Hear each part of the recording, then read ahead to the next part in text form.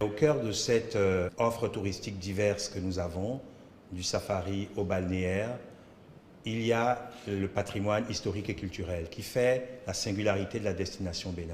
Sur 7 projets phares, 5 sont autour du patrimoine historique et culturel. Esclavage, vaudou, histoire de Ouida, c'est Roi d'Abomey, Amazone, voilà, c'est notre richesse ça. Et voilà pourquoi le gouvernement a décidé d'investir de manière très importante. On sera le seul pays d'Afrique à posséder 5 équipements muséaux culturels de cette envergure-là. Il faut qu'on prenne tous la mesure de cette chose-là. C'est parce qu'on y croit et qu'on sait que là, nous tenons vraiment notre force et notre singularité.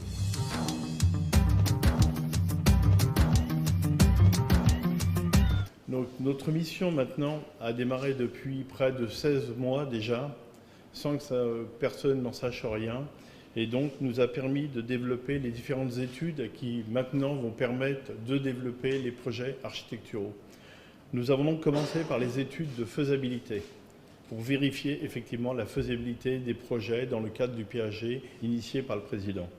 Nous avons également réalisé les études d'opportunité. Elles ont conclu à la réalisation de ces projets. Nous avons ensuite établi les études économiques de viabilité, ce qui nous a conduit ensuite à faire les études de programmation donc, de ces musées. Actuellement, nous sommes dans une phase où nous travaillons activement avec les différents comités scientifiques pour définir les contenus de ces musées. Donc, ce qui nous permettra à très court terme d'intégrer finalement la partie muséographique interne à chaque musée. Donc, les différents musées qu'on va réaliser, vous les voyez sur la carte.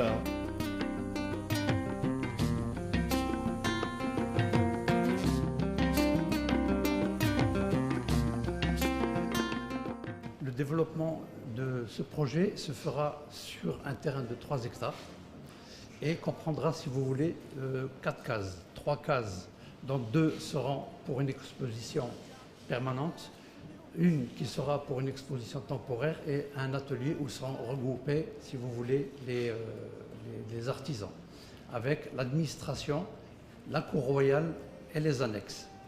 C'est un peu, en gros, si vous voulez, le programme de ce projet. Le thème du projet est un thème très important. C'est un thème qui va parler de la différente dynastie des rois et de la reine qui se sont succédés du Dahomey, l'épopée des Amazones, qui est un fait très important, et l'art et la culture du vaudou non masqué. Et c'était un devoir pour nous de respecter ces palais qui sont existants et de faire une architecture, si vous voulez, qui s'inspire beaucoup de ces palais pour une meilleure intégration du projet, si vous voulez, dans le contexte qui est un contexte très riche et qui a une histoire qui est extraordinaire et qui est très importante pour la ville d'Abomey.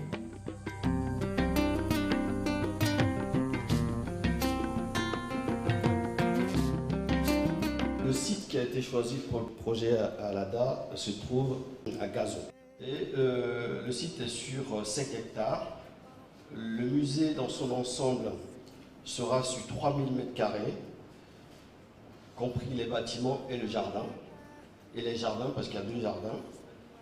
Et là, c'est le musée, même les salles seront sur 1800 m². Donc l'ensemble du projet a été pensé pour vraiment s'insérer dans le site. On sera sur juste un niveau pour venir vraiment s'intégrer sans dénaturer le site.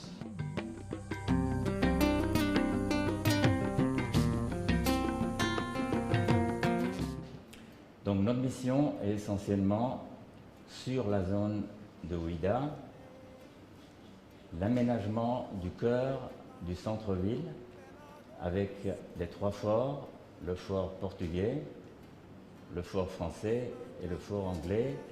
Bien entendu, tous les axes qui relient ces 3 forts et qui descendent vers la place aux enchères, la route de l'Esclave, avec tous les sites mémoriels. Et nous allons arriver vers la porte du non-retour et nous allons créer sur une lagune le bateau du départ. ces belles images, comme Francis l'a dit.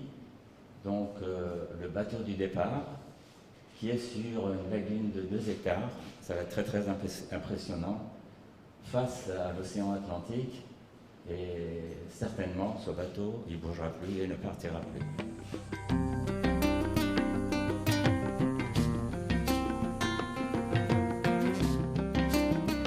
Alors effectivement, quoi de mieux que le Zangbeto pour représenter, en tout cas figurer la culture vaudou et présenter le musée des arts et civilisations vaudou Orisha. Nous sommes donc inspirés de la robe, c'est un peu comme ça qu'on l'a appelé, du Zangbeto, qui danse et qui tourne et qui prend une forme très dynamique. Et sous cette robe, à l'intérieur de cette robe sur laquelle on va pénétrer, on va développer le musée avec ses 4 niveaux, le rez-de-chaussée étant très libre, très transparent, un peu comme laissant flotter le Zangbeto au-dessus du sol, et puis trouver à son sommet un point de vue panoramique pour observer l'ensemble du site.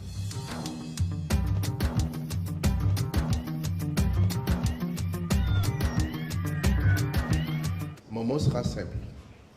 Il sera d'abord de rassurer tout le monde sur la pertinence de tous ces projets. Ensuite, de dire, comme vous avez pu vous en rendre compte, que tout a été bien planifié et dans les moindres détails. De dire que le chronogramme a été pensé et qu'il est réaliste et que nous avons challengé les architectes sur chaque semaine de ce chronogramme. Parce qu'il y a des délais qui ne sont pas tout à fait ceux que nous aurions souhaités. Je préfère le dire ainsi, monsieur le maire me comprend mieux. Mais soyons heureux que ces projets aient été conduits avec une bonne phase d'étude qui, pour l'ensemble, finit en 2018, décembre.